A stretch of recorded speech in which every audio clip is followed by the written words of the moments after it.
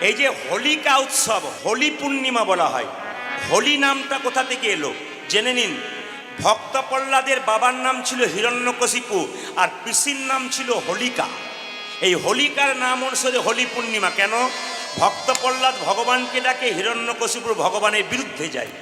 হিরণ্যকশিপু তার বোন হোলিকাকে ডাকলো। হোলিকার একটা আশীর্বাদ ছিল, ব্রহ্মার কাছে ধ্যান করে একটা চাদর পেয়েছিল হোলিকা।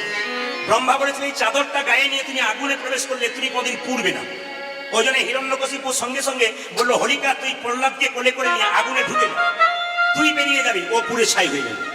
কিন্তু দেবতাদের দেওয়া জিনিস, ভগবানের আশীর্বাদ জিনিস, যদি আপনি অপব্যবহার করেন তাহলে আপনি উল্টো শাস্তি পেয়ে যাবেন। হোলিকা কি করলো? অপব্যবহার করলো। ভক্তকে কোলে নিয়ে, প্রহ্লাদকে কোলে নিয়ে যখন আগুনে প্রবেশ করলো, তখন হোলিকা পুড়ে ছাই হয়ে গেল আর ভক্ত প্রহ্লাদ বেঁচে গেল।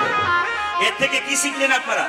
ওই হোলিকা দহন হয়েছিল বলে সেদিন হোলি উৎসব হয়েছিল।